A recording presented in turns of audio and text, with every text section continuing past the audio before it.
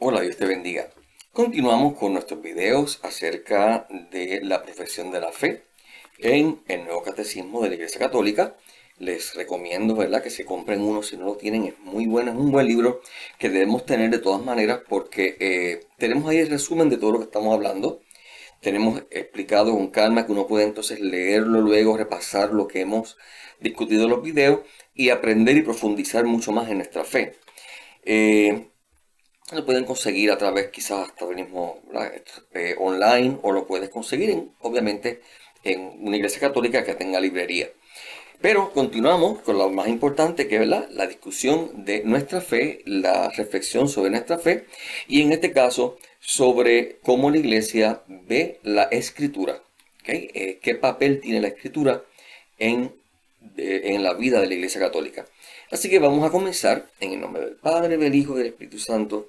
Una vez más te pedimos, dulce y amado Padre, que tu Espíritu Santo nos conduzca, nos guíe y nos capacite, Señor, para entender, comprender y vivir esta palabra.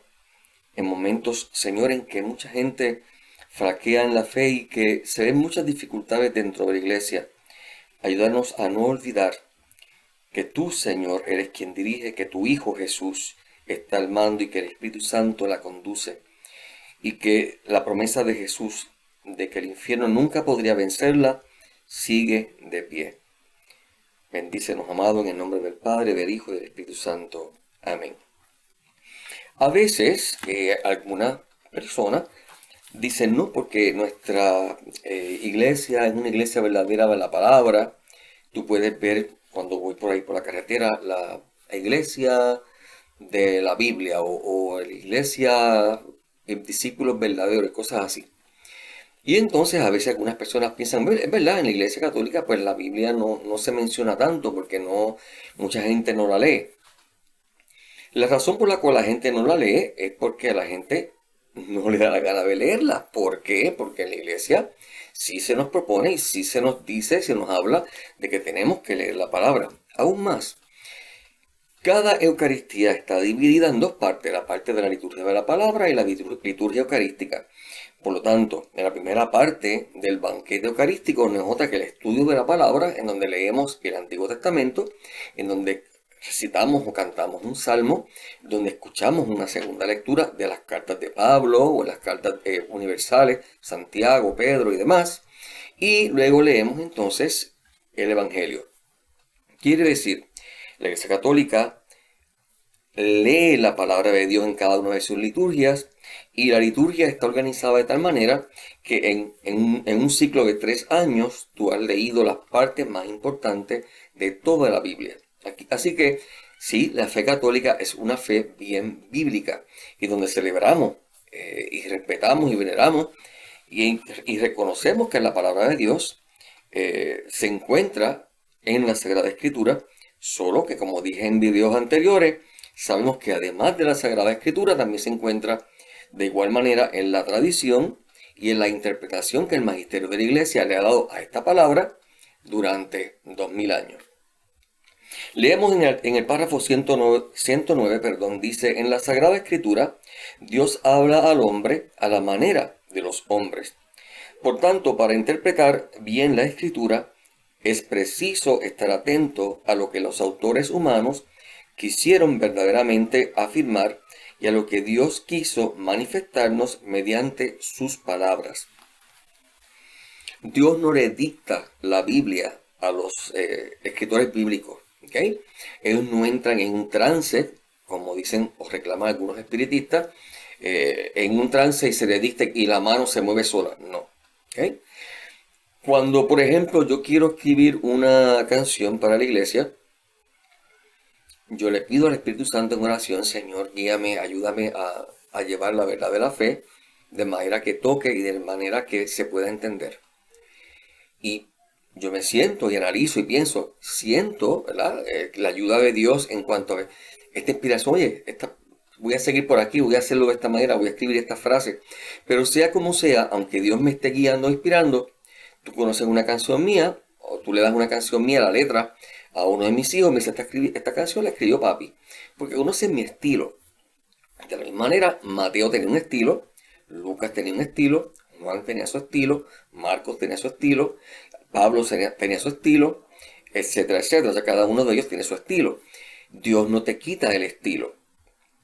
Es por ello importante entonces entender qué es lo que el autor quería explicar qué tipo de libro o de carta o de género literario creó ese autor, para entonces a quién le está hablando, cuál es la audiencia a la que está hablando, para poder entonces captar realmente el mensaje.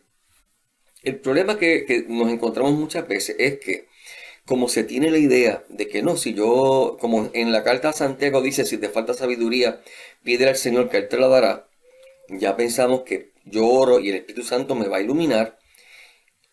Lo que no estamos entendiendo es que sí, cuando yo oro y le pido al Espíritu Santo que me ilumine a leer la palabra, es para mi interpretación personal. Pero para entenderla realmente, esa es la parte moral, es la parte que me habla a mí. Pero para yo entender realmente lo que me está diciendo ahí, yo tengo que ir más allá. Por eso también Pedro en su primera carta dice, nadie puede interpretar una profecía por sí mismo. Y de la misma manera, San Pablo dice, mira, y el mismo Perdón dice, y por eso muchos las tuercen, igual que el resto de las escrituras, para su propia perdición. Lo cual quiere decir, la palabra de Dios entonces hay que entenderla de acuerdo a la enseñanza de la iglesia. ¿Por qué? Porque precisamente, como hemos dicho antes, fue la iglesia la que recolectó esta serie de libros con el propósito de servirnos de norma para que en la liturgia, en la misa, lo pudiéramos utilizar como guía para entonces discutir el mensaje de Dios para nosotros en esa semana, en esa misa en particular. Quiere decir que la Biblia fue hecha precisamente para la liturgia, ¿okay? Para la misa. Y se utilizó como renglón la tradición. Esa fue la regla de oro para decir, este libro sí, este libro no. Y en los libros que sí se interpretan de esta y cual manera. Así que no olvidemos eso, especialmente cuando leemos el Antiguo Testamento, porque vemos expresiones muy típicas de los judíos de hace 4.000 o 3.000 años atrás, llenos de su cultura y de su visión de que un Dios verdadero tiene que ser un Dios guerrero, es un Dios celoso, es un Dios que toma decisiones así medias humanas. Es porque el autor que está escribiendo ese libro se está expresando de acuerdo a su entendimiento. La manera en que yo escribo algo está marcada con mi cultura puertorriqueña, con mi forma de pensar, de ser una persona de este siglo y con los medios que me rodean. O sea, todo el ambiente que me ha creado o me ha influenciado como persona se manifiesta en la forma que escribo. Así mismito, estas personas, y por eso tenemos que tomarlo en cuenta y no caer en escándalo cuando decimos, ¿y cómo es posible que dice que Dios es un Dios celoso si los celos son un defecto? Porque lo que está diciendo es que es un Dios que nos ama, que se interesa por nuestra salvación y que desea que vayamos a Él y que le conozcamos como Él es el Dios verdadero. Y no realmente decir, chisme, Dios tiene celos. Muchas personas, por lo tanto, se enredan y entonces dicen, yo no leo la Biblia porque es que yo no la entiendo, o yo no leo la Biblia porque es que la Biblia se contradice, etcétera, etcétera, ponen 20 excusas, y es porque no estamos haciendo el esfuerzo genuino, vamos. Porque muchas veces cogemos libros de novelas y cosas así, que tampoco son fáciles y los leemos completos. Y sorprendente como la gente lee los libros de Harry Potter y lee los libros de diferentes series de estas, y nadie está con este problema de que no, yo sé, yo estoy pensando que eso es de verdad y si yo cojo una varita va a ser. No, la gente interpreta. Así mismo tenemos que hacer con algo que es tan importante como la palabra de Dios, porque el mismo Jesús dijo que seremos juzgados de acuerdo a la palabra de Dios el día de nuestra muerte. Quiere decir, si yo no conozco la palabra de Dios, ¿cómo yo puedo saber lo que Dios espera de mí? En el párrafo 110 dice, para descubrir la intención de los autores sagrados, es preciso tener en cuenta las condiciones de su tiempo, lo que estamos diciendo, y de su cultura. Los géneros literarios usados en aquella época, las maneras de sentir, de hablar y de narrar en aquel tiempo. Nosotros queremos leer libros de la Biblia y queremos leerlo como leemos un periódico o un artículo en online noticioso. No, ¿okay? No se lee así porque no es ese género literario. Como hemos dicho antes, si lo comparamos con, digamos, Lord of the Rings, los libros de Narnia y otros libros así, Son libros que llevan un mensaje real basándose en unos símbolos, basados en unos géneros literarios, y usando imágenes simbólicas y utilizando todo tipo de imagen alegórica que nos recuerda otra cosa que nos lleva el mensaje.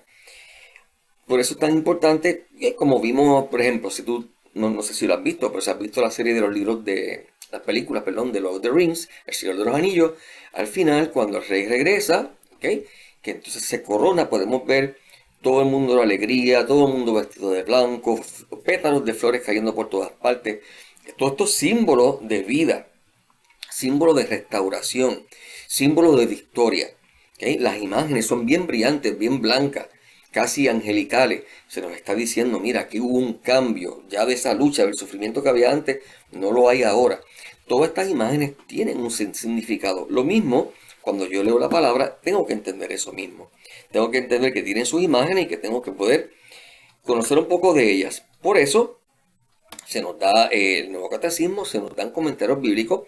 Hay un app muy bueno que se llama Verbum, Verbum, muy bueno. Creo que no sé si está en español, pero ayuda porque tú puedes entonces poner el texto bíblico y te da una explicación bien chévere de lo que el texto significa y de cómo leerlo. Y dice el Concilio Vaticano I señala 3 criterios para una interpretación correcta de la Escritura. ¿Cuáles son? En el párrafo 112 dice, primero, hay que prestar gran atención al contenido y a la unidad de toda la Escritura. Quiere decir, si yo leo el Evangelio de Mateo, yo no puedo coger el Evangelio de Mateo como si fuera un libro aparte del resto de la Biblia. El libro de Mateo, junto a los demás evangelios y junto al Antiguo Testamento, me dan un mensaje, pues yo tengo que leerlo dentro de ese mensaje. Si volvemos a los libros de serie, si es El Señor de los Anillos, o si es Harry Potter, o cualquiera de estos libros que son en serie, si yo leo un libro en particular, yo tengo que leerlo en referencia a toda la serie de libros. No puedo cogerlo aparte porque entonces no lo voy a entender. Esto quiere decir, por lo tanto, yo no puedo coger un texto, darle una interpretación totalmente distinta al resto de las escrituras y pensar que lo estoy interpretando bien. Para yo interpretar bien un texto, ese texto tiene que estar en el contexto de todo. ¿Okay? ¿Qué ejemplo les podría dar? La gente quisiera ver, y la gente siempre nos está pidiendo, evidencia del purgatorio, evidencia de que María subió al cielo, evidencia de que María es inmaculada. Y quisieran, ¿verdad?, que cogiéramos un texto y que ese texto dijera ahí literalmente, y María es inmaculada, según el Evangelio de Mateo. Y obviamente estamos hablando de unos términos que son modernos y que no los vamos a ver en la Sagrada Escritura, porque son términos que se han creado luego. Ahora, si yo leo el texto, por ejemplo, de el ángel, la anunciación del ángel a María, yo puedo ver evidencia clara de la Inmaculada Concepción de María ahí, aunque no utilice la palabra. Pero si yo leo ese texto dentro de lo que ya sabemos que la Biblia entera nos muestra y lo que la fe entera nos muestra, es fácil de interpretar. ¿Okay? Salve Reina, salve María llena de gracia. ¿Qué significa gracia? Gracia significa estar en presencia de Dios, estar en la amistad con Dios, estar favorecido, estar lleno del poder de Dios que me hace uno con Él. Ella no tiene gracia, ella es gracia plena. En otras palabras, no te cabe más gracia. Ok, ¿qué es el pecado original? La ausencia de la gracia. Si María todavía no, Jesús no había inventado el bautismo, no había nacido físicamente, o por el bautismo de él. Si María no está bautizada y ya María está gracia plena, está llena de gracia, no tiene pecado original, no tiene la ausencia del pecado. Mira qué sencillo. ¿Okay? O sea, son textos, aunque ahí no diga inmaculada, porque eso es un término que se establece más tarde, nos muestra la realidad. Por eso es que es tan importante entonces que veamos esto. Y esto también se da mucho en iglesias o en grupos en los cuales pues el pastor coge un texto bíblico, por ejemplo, como decía el reverendo Font, Dios es un Dios de prosperidad. ¿Por qué? Porque el Apocalipsis son calles de oro, mar de cristal. Porque hay diamantes y joyas.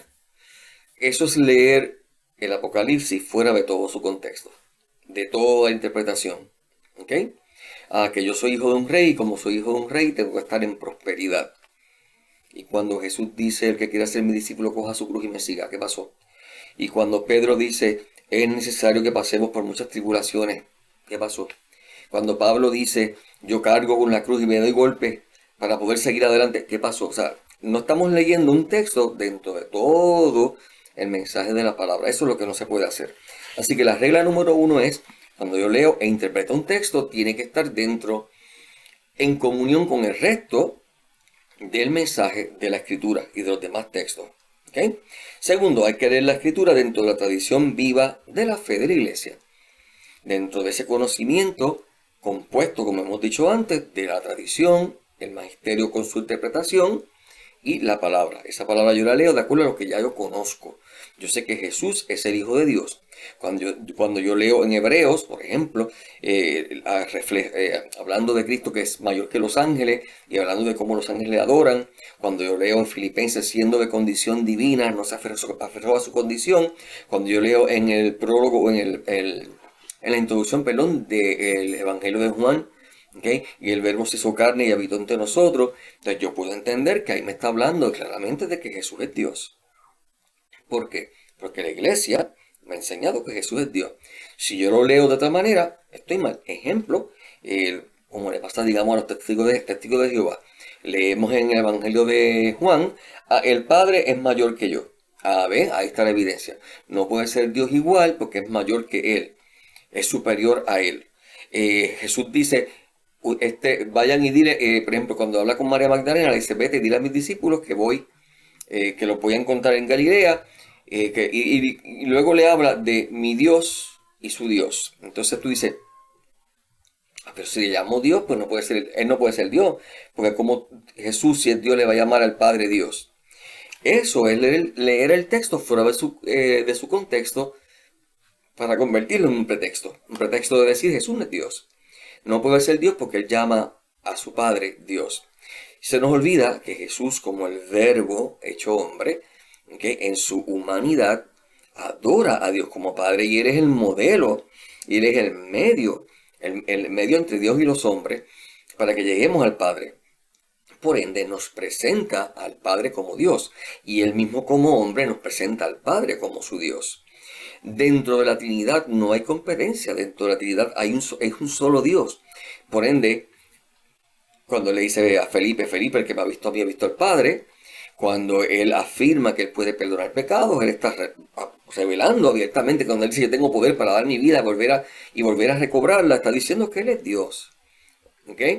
Así que no puede contradecirse. Por eso yo tengo que leer ese texto dentro de esa enseñanza y decir, ok, lo que quiere decir entonces, ¿verdad? Como hombre, si Él es mi Dios. Pero también dentro de ese amor divino, de ese amor de la Santísima Trinidad, hay una unidad tal y hay un amor tal que Él es mi todo. ¿Okay? Así que es mi Dios. Pero no significa que sea superior a mí. El Espíritu Santo también es Dios. ¿Okay? Yo sé que no lo expliqué perfectamente porque es un poco difícil, sin ir muy filosófico. Pero la idea principal es, y de hecho no quiero que el tema se vaya todo en explicar ese texto, pero la idea es, yo no puedo coger ese texto, sacarlo de su contexto y darle una interpretación. Porque entonces me contradice el resto de otros textos bíblicos que me demuestran todo lo contrario. Siendo de condición divina, no se aferró a su condición, más bien se rebajó a sí mismo haciéndose hombre. ¿Ok? Dice bien claramente San Pablo. Así que él es de condición divina, pero se rebajó hasta hacerse hombre y luego morir en una cruz. Dentro de ese contexto es que yo tengo que leer el anterior, que los testigos de Jehová malinterpretan. En el artículo, perdón, el párrafo 114, no sé por qué siempre digo artículos, párrafo. Dice, estar atentos a la analogía de la fe. Por analogía de la fe, entendemos la cohesión de las verdades de la fe entre sí y en el proyecto de la revelación divina. En otras palabras, cuando yo leo un texto, también debo estar consciente de que ese texto tiene un lugar dentro de todo un plan de salvación. Cuando tú ves, por ejemplo, a David, y Dios lo muestra como un hombre de acuerdo a mi corazón, entonces, pero David mató gente como loco y mandó a matar a Urías. El tipo era medio asesino, sí, ciertamente. Y el tipo le gustaban las mujeres y las que no eran de él también. Sí, no estamos diciendo que él era perfecto e inmaculado. Pero cuando te estás diciendo ahí que era un hombre según el corazón de Dios, ¿de qué habla? Como el Salmo 51, de que pecaba, pero inmediatamente se reconocía pecador y volvía a Dios arrepentido. Yo tengo que entender que cuando David es rey, para cuando él existe, para los años 1500 para atrás, antes de Cristo, no estoy seguro de los años, pero creo que algo así por ahí más o menos, eh, todavía el conocimiento moral y el conocimiento de lo que es el plan de Dios no se tenía totalmente establecido. Si tú miras algunos salmos, te hablan del Sheol como, y te dicen, bueno, después de la muerte, ¿quién te puede alabar, Señor? Bueno, porque si fueron escritos por Salomón, muchos de ellos, más o menos por el mismo tiempo, 1400 años antes de Cristo, todavía no se había revelado la resurrección, como la puedes ver ya, por ejemplo, manifestada en el libro de los Macabeos. Entonces, tenemos que entender que hay un plan de salvación que se va revelando en etapas y yo tengo que entonces entrar dentro de la mentalidad de esa etapa, de ese momento que estaba revelado, que se conocía, para poder entonces entender por qué hay ciertas limitaciones en el Antiguo Testamento. ¿Ok? Yo tengo que entender entonces, aún así, qué mensaje lleva ese texto para mi salvación. Pues David me dice a mí que aunque yo, igual que David, no soy perfecto y tengo mil problemas y mil pecados, si yo vuelvo arrepentido verdaderamente delante de mi Dios y yo tengo un propósito firme y una lucha verdadera por cambiar, yo soy un hombre de acuerdo al corazón de mi Dios. Y ese hombre tan imperfecto, Dios lo toma por esa actitud de sumisión a Dios y de apertura a Dios como signo, como símbolo de lo que sería el Mesías, de lo que sería su propio hijo, Jesús. Por eso a Jesús le van a decir, Jesús, hijo de David, ten misericordia de mí. ¿Ok? Fíjate a qué modelo escogió Dios para ser una imagen de lo que iba a ser su hijo. Un hombre totalmente imperfecto. Abraham también hizo muchos errores. Moisés cometió errores.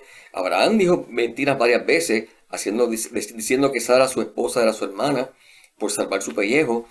Y vemos cosas así que no eran perfectos.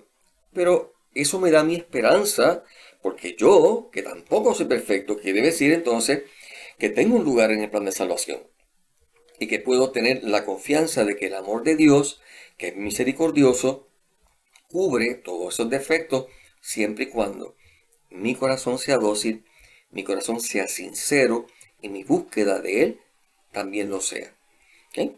Continuamos en el próximo video, en el párrafo 115, 116. Dios te bendiga.